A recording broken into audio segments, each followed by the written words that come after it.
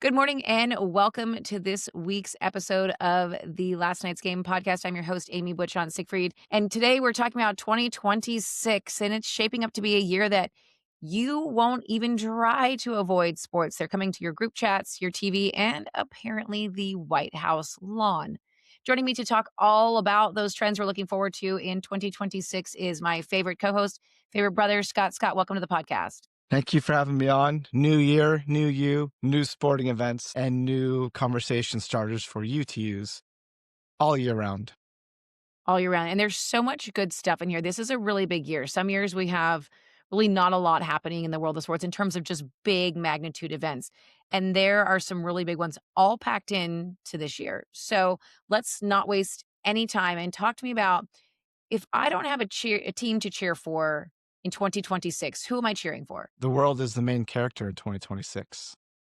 It is. Tell us why the world is on the big stage. There's multiple sports have worldwide impact, worldwide athletes coming together to compete to win.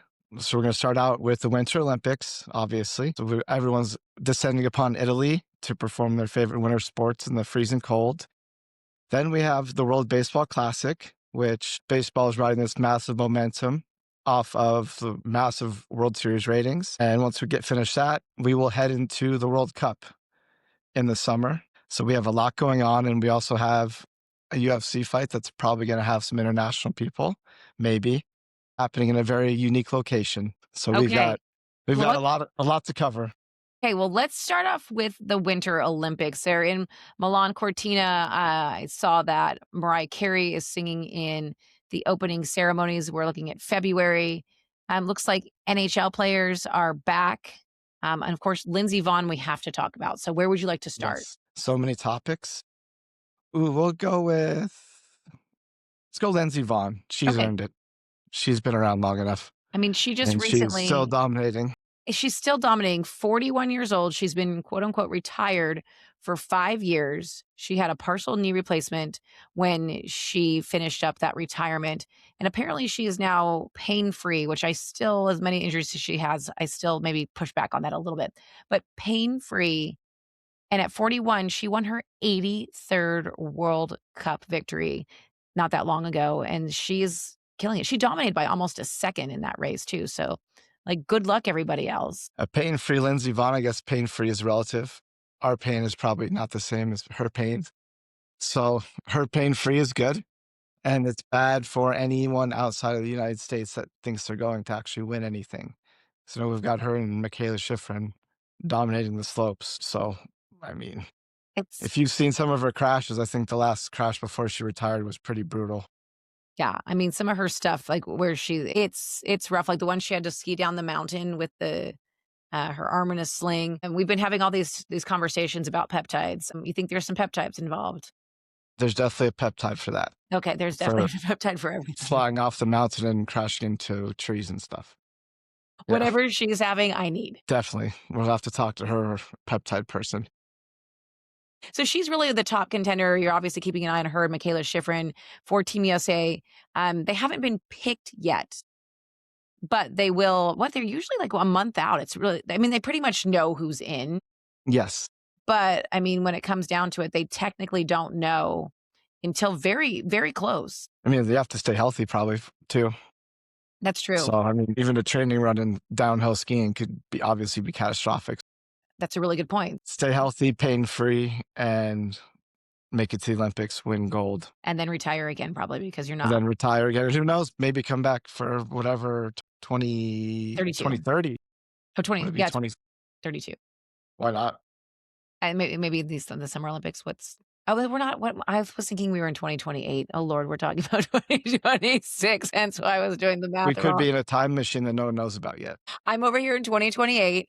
We've just had the Summer Olympics. No big deal over here Yes. in my brain. Oh Lord, man. Yeah, I mean, if Philip Rivers can come back and play at 44 and Tom Brady can play till he's 45, why can't Lindsey Lindsey Vonn ski Vonn till she's downhill ski? 45. Yeah, who Yeah, knows? 50. I'm here for it. Girl, if that's what Yeah. you want to do, I am here for it because I am all about watching people continue to soar, no matter what age. Yes. Hockey's back, and I've seen a couple commercials that were really touting Team USA versus Team Canada, and so that's I guess I didn't realize hockey that NHL players weren't in the Olympics. Shame on me. Correct. They have not been playing in the Olympics since 2014, Mm, obviously because it comes in the middle of their season and owners are not wanting to pay their players and have them go play in the Olympics and get hurt. right. So, and we saw that the Four Nations tournament last year, which they replaced the All-Star game with. I mean, that took hockey to a whole new level. The USA Canada rivalry. We've got great commercials now with the rivalry on the Team USA side, but there was a lot of injuries in that too.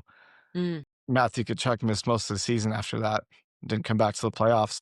So there was hockey's rough, and they don't go out there and just kind of mess around like yeah, an this NBA isn't a All-Star friendly. game. No, they're out there to win, and obviously, being the first time back since 2014, everyone wants to win gold. Oh, of And course. there is a little controversy that the ice will be a little bit smaller than NHL regulations. Oh, interesting.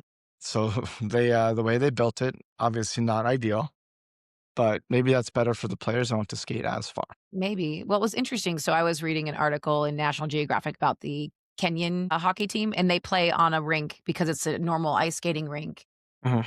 and they in Nairobi, and they one of their disadvantages is they don't have a bigger rink. Well, they maybe I don't think they've qualified for the Olympics, but maybe one year when they do, they'll be all set. I was gonna say, can you pay someone off to maybe Do mess it, up the Kenya. divisions? Yeah, I need a Cool Runnings reboot. Cool Runnings Hockey Edition.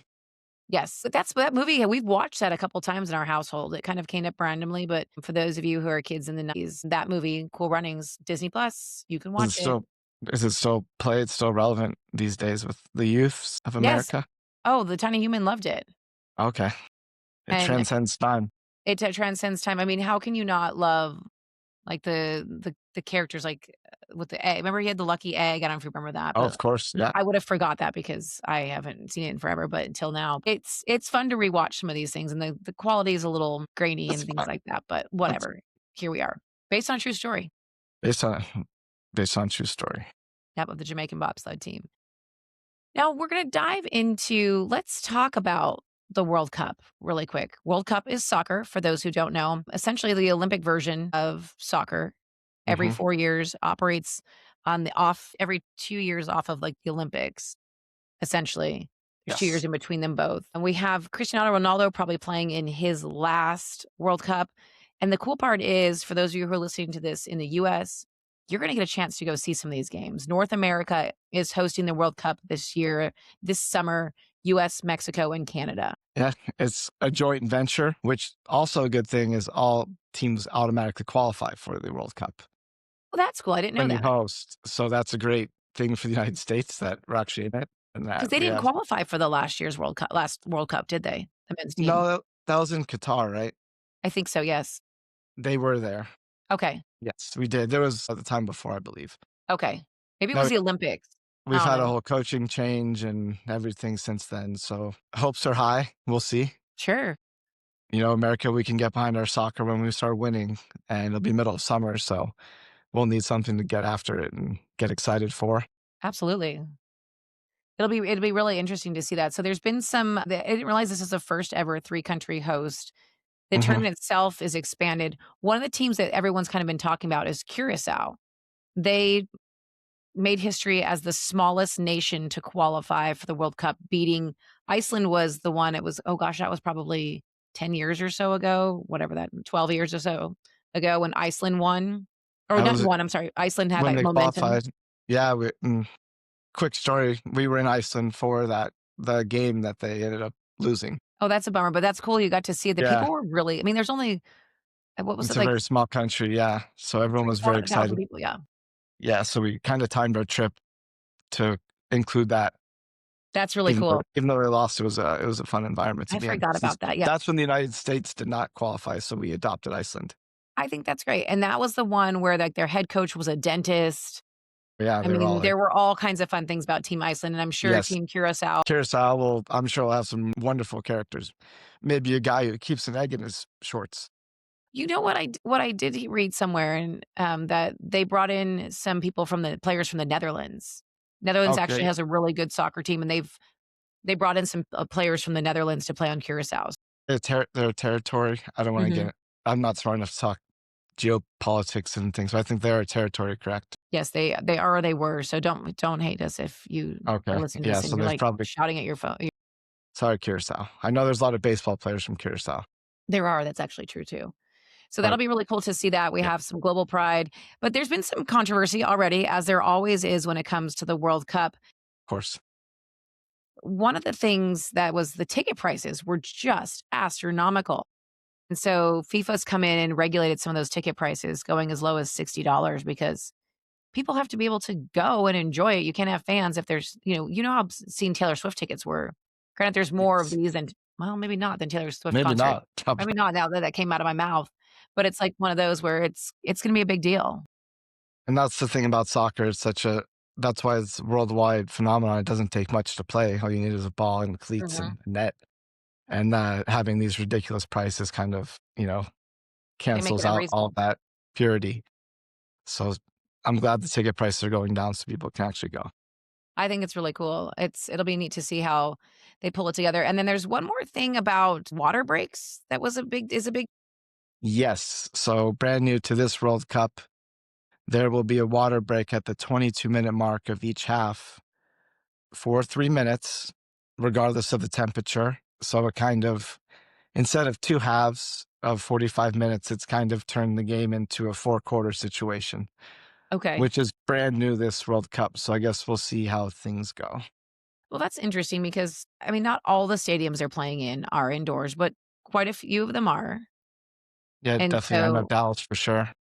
right, well, and that's so really interesting that they're mandating it. I mean, if we didn't see that in Qatar where it was hot, I guess it really wasn't hot because it was in the summer. They moved the date for Qatar to It's the still, winter. still hot. Yeah. It was still hot. I mean, yes, it's relatively speaking. So there will be no excuse if someone complains that they're tired on the field.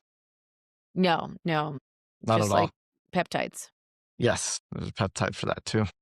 Now, this one I'm really intrigued to talk about here. If you want to fire up a sports fan, talk about this. UFC on the White House lawn. Okay, so I had not seen this. I think I'd seen it, but it kind of went in one year and out the other. They're hosting a UFC fight on the White House lawn in June. That is the plan as of now. Yes. So apparently, Donald Trump and Dana White, I'm sure they probably have some sort of love hate, maybe relationship. Maybe they love each other. I don't know. But they work together to do this fight tied to the president's birthday. And also, God bless America, America's 200. Yes, lots of celebrations going on, and it will be outside, which is very rare for UFC, obviously, because things can be so unpredictable. So they're Mhm. having to factor in there's going to be a lot of things to factor in, weather, security, amongst the many, many things that they have to deal with. And I was just going to go back to Trump and Dana. Their relationship goes back to when UFC wasn't really regulated anywhere and nobody would let them host events except for Trump stepped in and let them fight at his, I think it was the Taj Mahal back in the Okay. day. Atlantic City, yep. And he was the only one that would let them put on their events because it was unregulated and all the lawmakers hated it. So that's kind of where the relationship stems from. And he goes to a lot of fights, Interesting. as you've seen. So they've been buddies for a long time. I kind of forgot about that part of Yes. UFC. Yeah. So So that's it's really interesting. so it goes way back. So why not celebrate 50th birthday and another birthday and 4th of July and just summer in general? Just put it all together with, around 5,000 people on the south lawn of the White House. No big deal. 5,000 people, all I'm sure, very, very tight security there. And then across the street, they're going to have like a setup for like 5,000 people. So Interesting. Okay. Sounds like a it's security it's nightmare going to to me. be like, I mean, as far as production goes, UFC is typically one of the best when it comes to events. So, it'll be done right. And I mean, I'm sure every fighter on the roster would want to be in it. Right. I mean, it's going to be a spectacle, basically. Always. Donald and Dana know how to put on spectacles. That's a true It's a statement. guarantee. Yeah. That'll be really interesting. I want to dive into our go-to conversation starters with sports fans. Tell me what I can talk about with sports fans this year in 2026. Baseball is quietly having a moment. Okay, you mentioned the World Baseball Classic is coming back, and talk to those who don't know about the World Baseball Classic. Fill them in on what that is. The World Baseball Classic is essentially the World Cup of baseball. where instead of like spring training, which a lot of these guys go to spring training in the middle of March and kind of hang out and just golf and maybe play a few innings. All these players, there's so much pride with all these players in the countries they come from. Everyone, all the big names are playing. It's a lot of the countries around the world, and they're all competing for the championship, which goes from like March 5th to the 17th.